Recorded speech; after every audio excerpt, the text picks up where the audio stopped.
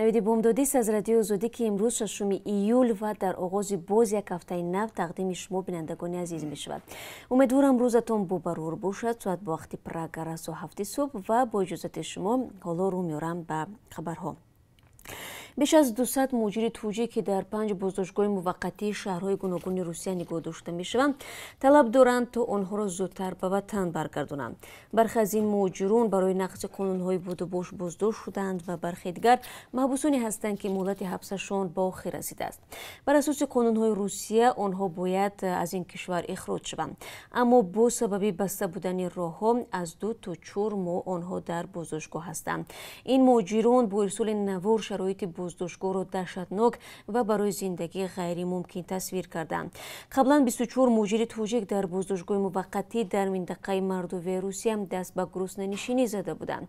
این مهاجران میگویند با وعده آنکه در زودترین فرصت به وطن برگردانده میشوند پس از یک هفته گرسنه‌نشینی را قطع کردند. سفارت تاجیکستان در روسیه به آنها وعده داده است که به مشکلشان رسیدگی میشود. امامالدین ساتوری سفیر تاجیکستان در روسیه گفت همه مهاجران توجیک که در بازداشتگاه ها هستند روی خط شدند. او گفت در مورد اول برتری به زنان حامله و بیماران داده می شود و در نوبت دوم مهاجران از بازداشتگاه ها برده خواهند شد. سفیر افزود فعلا 8000 طلبکار بازگشت به تاجیکستان را در مجموع نامنویس کردند و برای بازگرداندن آنها وقت ضرور است. حدود 400 نفرشان زنان حامله می باشند. هر روز ده مهاجر توجیک در روسیه به رادیوی آزادی زنگ میزنند و نامه می نویسند که به پروازهای چارتری راه نیفتند. هر کدامی از آنها چنین ترتیبی برگردانیدن شهروندان را به وطن تاکید میکنند. نماینده های مقامات میگویند در اصل ثبت نام به واسطه پشت الکترونی صورت گیرد، ولی بسیاری از مهاجران استفاده درستی آنها را نمیدانند و در نزد بینای سفارت جمع میشوند. در سفارت تاجیکستان در روسیه میگن برای برگرداندن 8000 نفر حدود 40 هواپیما لازم است. حاضر تاجیکستان اجازت پرواز 10 تا 12 هواپیما را دارند. این کار تنها از ما وابسته نیست، جانب روسیه هم باید به این اجازت بدهد، میگوید سفیر تاجیکستان. وزارت کارهای خارجه تاجیکستان روز شنبه گفت شمار طلبکاران بازگشت به وطن نهایت زیاد است و به این دلیل 13 پروازهای علاوگی را به نقشه گرفتند. در صورت به دست آوردن رضایت مقامات روس، هواپیماهای تاجیک ایر و سامان ایر تا 30 ایول از شهرهای مختلف روسیه شهروندان درمانده نیازمند تاجیکستان را به وطن خواهند آورد. در یک شبانه روز گذشته در تاجیکستان گرفتاری 54 نفر به کرونا ویروس نو تصدیق شده است و با این شمار عمومی بیماران روز 4 ایول به 6213 نفر برابر شد. همچنین یک نفر دیگر از کرونا ویروس فوتیده است. وزارت تندرستی تاجیکستان میگوید تا این دم 4858 نفر شفا یافته، 53 کس جان باختند. مقامات تاجیکستان میگویند طی تقریبا 3 هفته اخیر سرعت کرونا ویروس به ساکنان کم گردیده است. حالا در کشور محدودیت خاصی وجود ندارد، اما 4 ایول با رضایت پرزیدنت تاجیکستان برای نداشتن نقاب طبی، پنهان کردن بیماری‌های خطرناک سرعتی و نشر اخبار ناصحیح درباره کرونا ویروس نو جزا و جریمه تعیین شد. به نظر تحلیلگران و حامیان حقوق چنین دگرگونی از یک سو بستن دهان خبرنگاران در جریان انعکاس وضع کووید 19 در کشور است و از طرف دیگر زمینه را برای پخش خبرهای یکجانبه از طرف مقامات فراهم می‌آورد.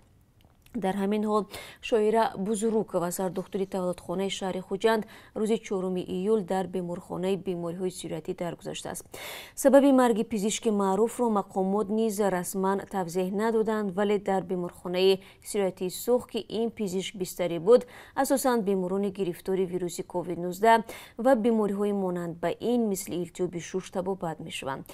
این نخستین بیمارستان در شمال تاجیکستان است که از اول ماه اپریل به نظام کارانتین گذشت و تا حال با این نظام کار میکند. شاعر بزرگ و عروس خانواده محیدین خواجه‌زاد ادیب توجیک است. ماه اپریل خبر نشر شده بود که این ادیب توجیک با نشانه‌های التهاب شش همراه یک پسرش در بیمارستان شهری رقم 2 خوجند تحت طبابت قرار دارند. بسیاری ها بر این باورند که التهاب شش همان کرونا ویروس است که مقامات به خاطر کم نشان دادن تعداد سرعت یافتگان و هم برداشت دولت نگرفتن طبابت بیماران чунин номаш мебаранд. шоира бузруг ва дорандаи унвони номзади илми тиб буда қаблан дар раёсати тандурустии вилояти суғд ба ҳайси муовини сардор кор мекард. сипас сардухтури зоишгоҳ ё таваллудхонаи шаҳри хуҷанд буд. ӯ ҳамзамон вакили маҷлиси вилояти суғд низ таъин шуд. шоира бузруг ва танҳо пизишке нест ки пас аз эътирофи бемории коронавирус мефафтад. то ҳол исми даҳҳо пизишки расонаӣ гардааст ки дар 3 моҳи ахир фафтиданд.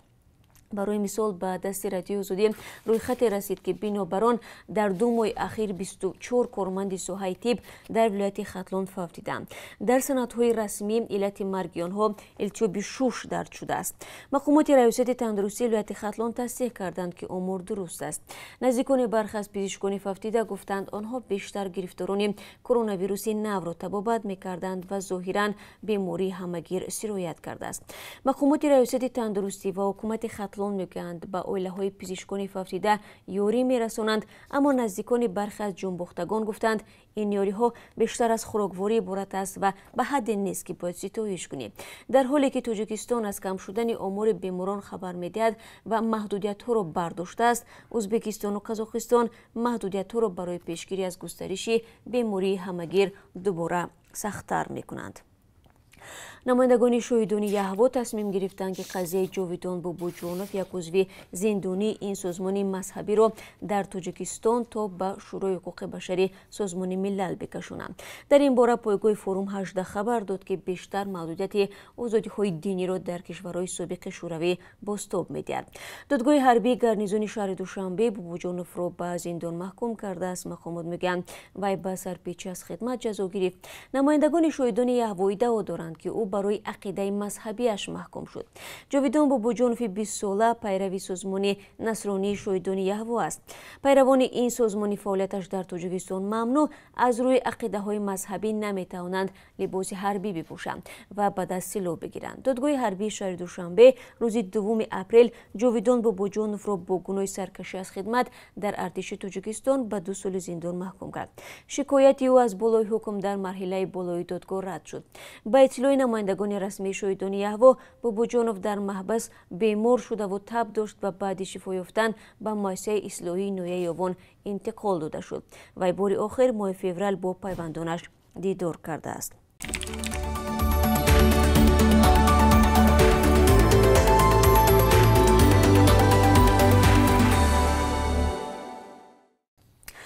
рӯзи 5 июл баъди таҳқиқи нави ҳодиса дар коргоҳи ҳастаии Натанз, намояндаи ин коргоҳи ҳастаӣ гуфт сӯхтори ҳафтаи гузашта ба он зиёни ҷиддӣ расондааст.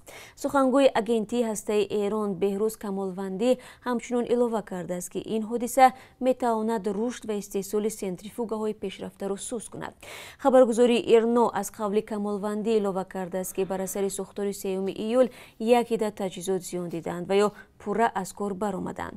Камолвандӣ илова кардааст ки ба ҷои бинои вайроншуда бинои бузургтар ва бо таҷҳизоти бештар тараққӣ карда табдил хоҳад шуд.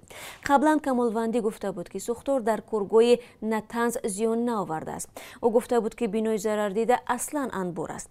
коргоҳи Натанз корхонаи асосии ғанигардонии уран дар Эрон мебошад. он дар 250 километрии ҷануби Теҳрон қарор дорад. таҷҳизоти асосии коргоҳи Натанз дар зери замин қарор дошта рӯи онро боми 6 метраи бетонӣ аз ҳамлаҳои ҳавоӣ ҳимоят мекунад. ин коргоҳ яке аз муассисаҳои ҳастаи Эрон аст ки зери назари муфаттишони агентии байналмилалии нерӯи атомӣ қарор дорад.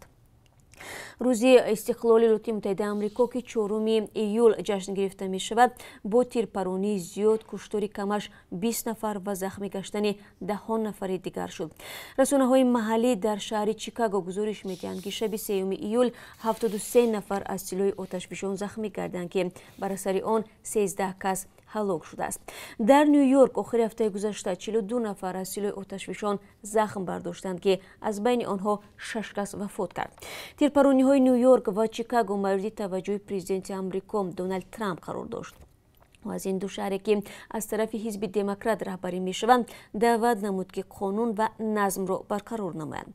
چند هفته این جانب در این شهرها اعتراضهای اکثرا آسایشته بر ضد تبعیض نژادی و خشونت پلیس جای دارد. برمیگردیم به خبرهای تاجیکستان. وکیلان مجلس نمایندگان پالاتای پایینی پارلمان تاجیکستان به رخصتی مهنتی رفتند. مقامات میگویند استراحت نمایندگان مردمی از 1 ایول تا 15 آگوست ادامه میکند. در این دوره پارلمان کار نمیکند و بررسی و قبول قانونها نیز در نظر نیست. ولی در صورت ضرورت پرزیدنت تاجیکستان حق دارد جلسه غیر نوبتی را دعوت کند. 63 عضو مجلس نمایندگان در 5 سال یک بار انتخاب میشوند. انتخابات اخیر پارلمانی ماه مارت امسال برگزار شد. با آن اکثرا نمایندگان حزب حاکم خلقی دموکراتی و نمایندگان حزب‌های جانبداری حکومت را یافتند. حزب مخالف سوسیال دموکراتی تاجیکستان در این کارزار سیاسی اشتراک کرد ولی به قول مقامات رأی لازمه را به دست نآورد. رهبریت حزب میگویند رأی جانبدارانش دزدیده شده است. مقامات و وکیلان پارلمان همواره از کار خود قناعتمندند و هر سال از بررسی و قبول شدن دهها طرح قانون و اصلاحات به قانون خبر میدن. ولی بعضی از ساکنان شکایت میکنند که وکیلان مشکل اهالی را در مجلس نمیبردارند. و یک ماشین بتون آمیخته کنی تمغه هوا که با شرکت راهسازی چاینا رودی چین تعلق دارد به دریای 5 سر و زیر شده است. در این باره وزارت کارهای داخلی خبر میدهد. فاجعه شب دوم به عمل آمده است 2 ایول و در نتیجه صدمه راننده ماشین ساکن 34 ساله جماعت نولوند نوی درواز هلاک شده است.